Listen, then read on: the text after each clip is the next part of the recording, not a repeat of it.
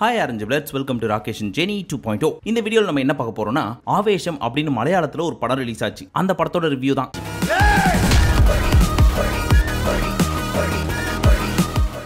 இல்ல ஃபஹத் ஃபாசில் ஏன் நஸ்ரியாவை கல்யாணம் பண்ணாரு? இவங்க ரெண்டு பேருக்கு 20 வயசு டிஃபரன்ஸ் ஆச்சே. இது பழைய கதை. ஏன் எல்லா லாங்குவேஜ்லயும் ஃபஹத் ஃபாசிலே கூப்பிடுறாங்க? அதான் முதல்ல நானும் யோசிக்கிறேன். 1008 பேர் மலையாளத்துல இருக்கிறாங்களே, அப்படிலாம் இருக்கிறப்போ விக்ரம்ல, புஷ்பால இந்த மாதிரியான பிளாக் பஸ்டர் படத்துல எல்லாம் எதுக்கு இவரை கூப்பிடணும்? இதை பத்தி பேசலாமா? இல்ல சமீப காலத்துல மலையாள படம் மட்டுமே பயங்கரமா பேசும் பொருளா இருக்குதே, ஒருவேளை தனியா அமௌண்ட் கொடுத்து ஏதாவது பயங்கரமா ப்ரமோஷன்லாம் பண்றாங்களா?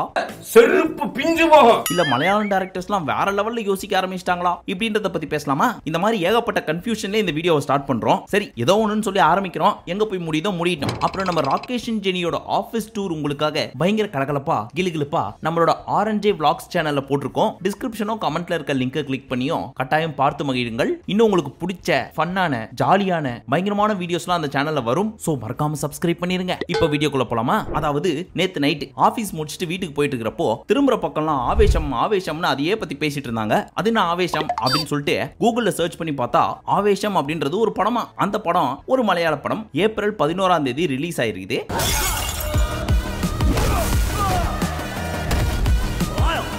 இத பத்தி எங்க பார்த்தாலும் பேசிட்டே இருக்க நம்ம மைண்ட் சும்மா இருக்குமா? மக்களும் கண்டிப்பா கேட்க ஆரம்பிச்சிருவாங்க. இன்னும் 2 டேஸ் போனதுக்கு அப்புறம், யோ அந்த படம் எப்பேற்பட்ட படம், அத பத்தி ஏன் ரிவ்யூ பண்ணல?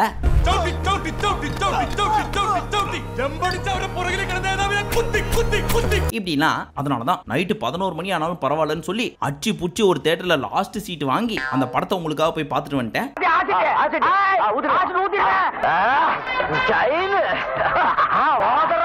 இன்ட்ரோல சொல்லி இந்த மாதிரி ஏகப்பட்ட மேட்டரை பத்தி இந்த வீடியோல பேச போறோம். அதுல ஃபர்ஸ்டா இந்த படத்தோட ரிவ்யூவை பார்த்துடலாம். இந்த படத்தோட டைரக்டர், மியூசிக் டைரக்டர் எல்லாம் பத்தி சொன்னா உங்களுக்கு தெரியுமான்னு தெரியல. அதனால நீங்களே போய் விக்கிபீடியால பாத்துக்கங்க. இந்த படத்துல யாரு ஹீரோ ஹீரோயின் அப்படின்னு கேட்டீங்கன்னா, ஹீரோ நம்ம ஃபஹத் ஃபாசில், ஹீரோயின் அவரும் ஃபஹத் ஃபாசில் தான் நினைக்கிறேன்.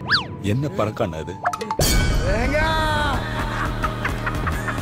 வில்லன் மன்சூர் அலிகான்னு நினைக்கிறேன். இல்ல இவரே வில்லனான்னு தெரியல. சோ இந்த மாதிரி பயங்கர கன்ஃபியூஷனோடவே ஸ்டார்ட் ஆச்சு இந்த படம். இந்த படத்தோட கதை தான் என்ன அப்படின்னு கேட்டீங்கன்னா கவலைப்படாதீங்க, ஸ்பாயிலர் எல்லாம் பண்ண மாட்டேன். கண்டிப்பா இந்த படம் பார்க்க போறதுக்கு முன்னாடி இந்த விஷயம் உங்களுக்கு தெரிஞ்சிருச்சுன்னு வச்சுங்களேன், நீங்க சப்டைட்டில்ஸ் படிக்கணும்னு அவசியம் கிடையாது. அதாவது நம்ம தமிழ் மக்கள் அப்படின்னா தெரிஞ்சுக்க வேண்டியது அப்படின்னு கேட்டீங்கன்னா, காலேஜ் படிக்கிற பசங்க 3 பேர், அதாவது ஜூனியர்ஸ், ஒரு ஏரோநாட்டிக்கல் இன்ஜினியரிங் காலேஜ்ல போய் ஜாயின் பண்றாங்க.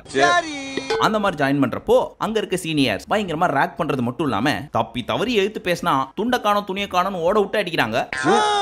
இத பார்த்த இந்த 3 பேரும், நாங்க எதுக்குடா உனக்கு பயப்படணும் அப்படின்னு வெறப்பா நெஞ்சு நிமித்திட்டு போய் சீனியர்ஸ் முன்னாடி நிக்கிறாங்க. என்னைக்கு இந்த பீஸுங்க நின்னுச்சோ அன்னைக்கு நைட்டே ஜட்டியோட அடிச்சு ஓட விட்டுறாங்க. ஏதோ அந்த பையன் பாடில எனர்ஜினால எஸ்கேப் ஆயிருக்காயா. என்ன அடி! இதுல இன்னும் காண்டாயிடுச்சு இவருக்கு. யாருக்குன்னா இந்த 3 பேர்ல கேங் லீடர்னு சொல்லிக்கிற இவரு, அதாவது காக்கா காக்க படத்துல வர்ற யூனிவர்சிட்டி ஹீரோவான ஜீவன் இருக்காரு இல்லையா, அவரை மாதிரியே லாங் ஹேர் விட்டுட்டு இருக்காரு. இவர் தான் கேங் லீடர்னு சொல்லிக்கிறாரு. இந்த சிறுவண்டு பேச்சை கேட்டு மத்த 2 பீஸுங்களும், வாங்கடா டேய் நம்ம ஜூனியர்ஸ் லோக்கல் கையில தானே அடிக்கிறானுங்க, இந்த ஊர்லயே ஒரு லோக்கல் கையை பிடிப்போம், அவன் பயங்கர டானா இருக்கணும், அந்த டானை வச்சு இந்த பீஸுங்களாம் அடிச்சு ஓட விடுறோம் இப்படிலாம் முடிவு பண்றாங்க. எல்லாம் ரெடி, சேஃப்டிக்கு ஒரு லோக்கல் கையும் கூட்டு வந்திருக்கிறேன், வா கிளம்பலாம். லோக்கல் பீஸுங்கலாம் எங்க இருக்கும்? கன்ஃபார்மா சரக்கு அடிக்க வரும். அதனால ஒயின் ஷாப்பா சுத்திட்டு இருக்குதுங்க இந்த பீஸுங்க. கட்சியா அங்கதான் நம்ம ஃபஹத் ஃபாசில மீட் பண்றாங்க. அதுக்கப்புறம் என்ன ஆகுது? சீனியர்ஸ் அடிச்சு காலி பண்ணாங்களா, ஃபஹத் ஃபாசிலும் இவங்களும் எப்படி ஒண்ணு சேர்ந்து கதையை தூக்கிட்டு போய் நிறுத்துறாங்க இப்படின்றதுதான் கதை. அண்ணே அது கிடைச்சதா கிடைக்கலையா அதானே கிளைமேக்ஸ். ஓ வாரே வா வாரே வா வா வா வா வா. இதெல்லாம் ஒரு கதையா அப்படின்னு கேட்டீங்கன்னா, இன்னைக்கு இருக்கிற தமிழ் சினிமா மட்டும் இல்லாம இந்தியன் சினிமாவை பொறுத்த வரைக்கும் கதைன்றது ஒரு மேட்டரே கிடையாது. ஸ்கிரீன் பிளே தான் விஷயம்.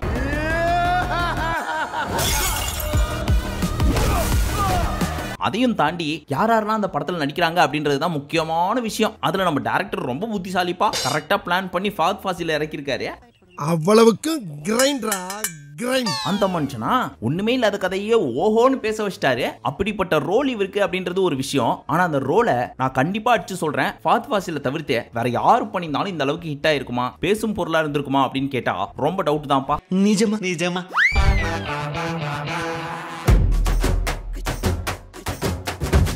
அப்ப இது ஆக்ஷன் மூவியா அப்படின்னு கேட்டீங்கன்னா கிடையாது. அப்ப ட்ராஜடி மூவியா, ஏதாவது பிளாஷ்பேக் பயங்கரமா இருக்கா அப்படின்னு கேட்டீங்கன்னா அதுவும் கிடையாது. யோ என்ன எது கேட்டாலும் கிடையாதுன்ற, அப்புறம் என்னதான் இந்த படத்துல அப்படின்னு கேட்டீங்கன்னா இதே கேள்விதான் படம் பார்த்து முடிச்சுட்டு வந்ததுக்கு அப்புறம் எனக்கும் இருந்துச்சு. ஒன்னும் கவலைப்படாதீங்க, என் கூட கோஆபரேட் பண்ணா எல்லாம் சரியாயிடும். ஆனா படம் முடிச்சுட்டு வந்து கண்ணை மூடி பாக்குறப்போ ஃபஹத் ஃபாசிலை தவிர யாருமே கண்ணுக்கு தெரியல. அந்த அளவுக்கு மனுஷன் ஆக்டிங்ல பிச்சு எடுத்துருப்பாரு. சோ இது ஆக்ஷன் மூவியா, காமெடி மூவியா, ட்ராஜடி மூவியா, இல்ல ரிவெஞ்ச் எடுக்கிற மாதிரியான மூவியா அப்படின்லாம் கேட்டீங்கன்னா கில்லர் பிலிம்.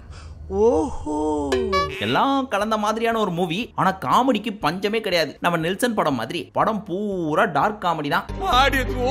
ஒவ்வொரு சீனியும் கைத்தட்டி ரசிப்பார்களா, என்ஜாய் பண்ணுவார்களா. அதையும் செஞ்சது யார் தெரியுமா? நம்ம ஃபஹத் ஃபாசில் தான். ஆனா என்ன ஒரே ஒரு வருத்தம் தெரியுமா? இத தமிழ்லயும் விட்டுருக்கலாம், ஏன்னா கதையை புரிஞ்சுக்கணும் அப்படின்றதுக்காக சப்டைட்டில்ஸ் படிக்கிறப்போ மேல நம்ம ஃபஹத் ஃபாசிலோட ஆக்டிங்க பார்க்க முடிய மாட்டேங்குது.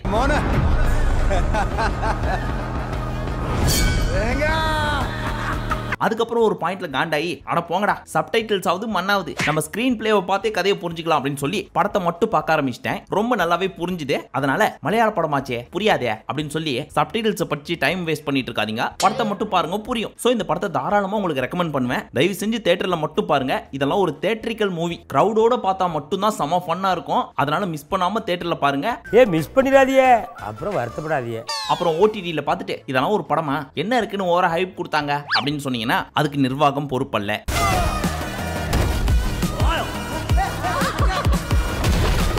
குழந்தைங்க இந்த படத்தை பார்க்கலாமா அப்படின்னு கேட்டீங்கன்னா வேணான்னு சொல்லுவேன். வயலன்ஸ் இருக்கு அப்படின்னு சொல்ல முடியாது, பட் இருந்தாலும் கொஞ்சம் அங்கங்க வயலன்ஸ் இருக்குதான். அதாவது ரத்தம் சொட்டாத வயலன்ஸ். சோ கொஞ்சம் பாத்துக்குங்க.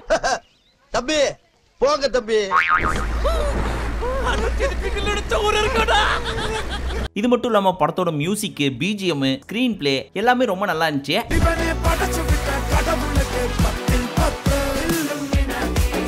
ஏற்கனவே ஒரு சில ரிவ்யூஸ்லாம் பார்த்துருக்கவங்களுக்கு இது புதுசா இருக்காது. அதாவது செகண்ட் ஹாஃப்ல ஒரு 10 நிமிஷம் மட்டும் நமக்கு பாஷை புரியாதனால தமா தொண்டு தூக்கம் வரும். அப்ப நம்ம ஃபஹத் ஃபாசில் ஒரு சவுண்ட் கொடுப்பாரு, எங்கடா என் புள்ளிங்க அப்படின்னு. அங்க பொசுக்குன்னு பயந்துட்டு ஏஞ்சி உட்காந்து வந்துட்டாண்டா மறுபடியும் என் சிங்கம் அப்படின்னு பார்க்க ஆரம்பிச்சிருவோம்.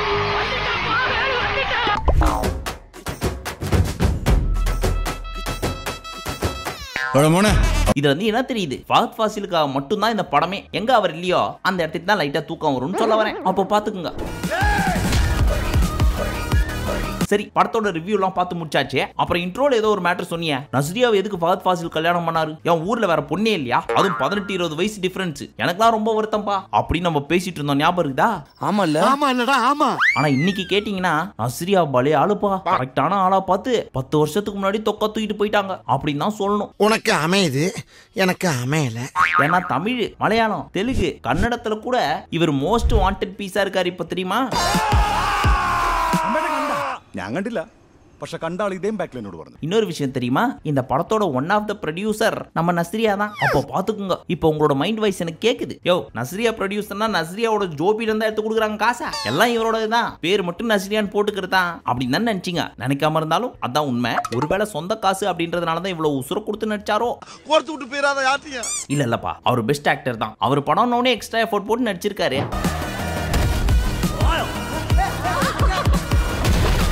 அப்புறம் இந்த மலையாள படம் மட்டும் எப்படி சமீபத்துல பயங்கர பேசும் பொருளா இருக்குதே அப்படின்ற கேள்வி நமக்குள்ள இருக்கு. ஏன்னா மஞ்சுமெல் பாய்ஸ் இல்ல அதை ப்ராப்பரா ப்ரொனவுன்ஸ் பண்ணணும்னு சொல்லி கேரளால இருந்து ஒரு சிலர்லாம் கம்பு சுத்தத்துக்கு வராங்க. மஞ்சுமெல் பாய்ஸ் ஆமா அது. அந்த படமும் சரி.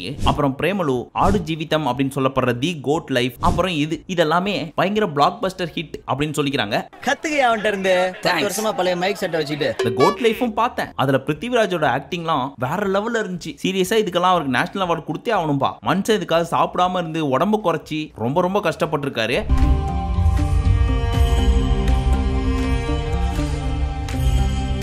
சரி, நம்ம விஷயத்துக்கு வருவோம். அது எப்படி வதியார மலையாள படத்தை மட்டுமே பத்தி பேசிட்டு இருக்காங்க? ஏன் தெலுங்கு இல்லையா, கன்னடா இல்லையா, தமிழ் இல்லையா, இருந்தும் ஒய் மலையாளம் மட்டும் அப்படின்னு கேட்டீங்கன்னா சத்தியமா எனக்கு தெரியல. இது ப்ரமோஷன் அண்ட் மார்க்கெட்டிங் செக்டார்ல வருமா இல்ல உண்மையிலே படம் நல்லா இருக்கா அப்படின்ட்டு என்ன கேட்டீங்கன்னா இந்த 4 படமுமே நல்ல படம் தான் அப்படின்னு சொல்லுவேன். இன்னொரு பக்கம் நம்ம ஊர் படமும் ரொம்ப வீக் ஆகி போச்சு. இதனாலேயே நம்ம தமிழ்நாடு தியேட்டர் ஓனர்ஸ் எல்லாம் என்ன பண்றாங்க, 10-15 வருஷத்துல இருந்து 20 வருஷத்துக்கு முன்னாடி ரிலீஸ் ஆன படத்தெல்லாம் எடுத்து ரீ-ரிலீஸ் அப்படின்ற பேர்ல ரிலீஸ் பண்ணி விட்டு அதை வச்சு உருட்டிட்டு உட்காந்துட்டு இருக்காங்க பாவம். அதுல மண்ணள்ளி போட்டாங்களா? கடந்த 10-15 நாளா தி பெஸ்ட் மூவி அப்படின்னு சொல்ற மாதிரி நம்ம ஊர்ல ஒரு படமும் வரல. அட்லீஸ்ட் அடுத்த 15 நாள்லயாவது ஏதாவது சூப்பரான படம் வருமா அப்படின்னு கேட்டீங்கன்னா ஒரே ஒரு படம் மட்டும் தான் இருக்குது. என்ன படம்னு கேக்குறீங்களா? அதான் அரண்மனை 4. இல்ல துட்டு நான் கொடுக்க.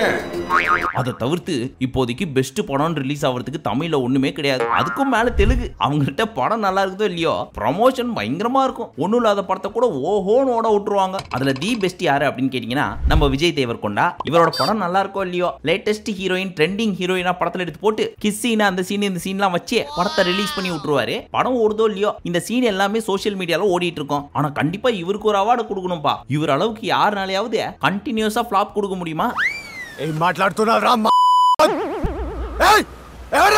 அதுக்காகவே எங்க தலைவருக்கு ஒரு அவார்டை கொடுங்கப்பா.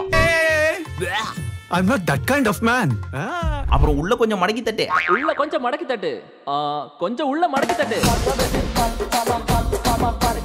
அப்படின்ற பாட்டோட ஹீரோவான மகேஷ் பாபு அவரும் ஒரே ஒரு பாட்டு மட்டும் ஹிட் கொடுத்துட்டு அந்த பாட்டுக்காக உசுர கொடுத்து ஆடிட்டு படத்துல என்ன வச்சிருக்காரு அப்படின்னு பாத்தீங்கன்னா அது ஒண்ணு இல்ல கீழே போட்டுரு ஏப்ரல் ஃபூல் அப்படின்ட்டு போயிடுவார். ஸோ தெலுங்கு இண்டஸ்ட்ரியை பத்தி உங்களுக்கு சொல்லவே தேவையில்ல. இப்ப சவுத் இந்தியாவை பொறுத்த வரைக்கும் டாப் 2ல இருக்கிறது மலையாளம், நெக்ஸ்ட் கன்னடா. இவங்க 2 பேரும் தான் அடிச்சு தெறிக்க விட்டுட்டு இருக்காங்க. சரி, டாபிக் எங்கெங்கயோ போகுது. மாரல் ஆஃப் த ஸ்டோரி என்னன்னு சொல்லி முடிச்சுட்டு வீடியோ க்ளோஸ் பண்ணிக்கலாம். அதாவது நம்ம ஃபஹத் ஃபாசில் இருக்காரு, எந்தெந்த ஊருக்கெல்லாம் நடிக்க போறாரோ அங்கெல்லாம் பெஞ்ச் மார்க் வைக்கிற மாதிரி தரமா 2 படத்தையாவது கொடுத்துட்டு வந்துடுறாரு. புஷ்பா, மாமன்னன், விக்ரம். அவ்வளவையே நம்ம தலைவரோட வேட்டையன்ல வேற இருக்காராம். உசாருப்பா நம்ம தலைவர். இவ்வளவு ஸ்ட்ராங்கா இருக்கிறதுக்கு காரணம் என்ன அப்படின்னா எந்தெந்த ரோல் நம்ம ஃபஹத் ஃபாசிலுக்கு கொடுக்குறாங்களோ அங்கெல்லாம் நம்ம ஃபா பிச்சு கடாச்சிட்டு வந்துடுறாரு. அதனாலதான் டைரக்டர்ஸ் ப்ரொடியூசர்ஸ் எல்லாருமே எங்களுக்கு கால் ஷீட் கொடுங்க, எங்களுக்கு கால் ஷீட் கொடுங்கன்னு சொல்லி இவர் பின்னாடியே சுத்தி வந்துட்டு இருக்காங்க. செம்ம டிமாண்டுப்பா இந்த பீஸுக்கு. சரி, நீங்க இந்த படத்தை இன்னும் பார்க்கல அப்படின்னு நினைச்சீங்கன்னா கண்டிப்பா தியேட்டர்ல போய் பாருங்க. கட்டாயம் கூஸ் பம்ஸோட தான் வெளில வருவீங்க. சரி, நீங்க இந்த படத்தை ஒரு வேளை பார்த்துருந்தீங்கன்னா உங்களுக்கு பிடிச்சிருச்சா இல்லையான்னு சொல்லி மறக்காம கமெண்ட் செக்ஷன்ல சொல்லுங்க. மீண்டும் உங்களை அடுத்த வீடியோவில் சந்திக்கும் வரை நன்றி,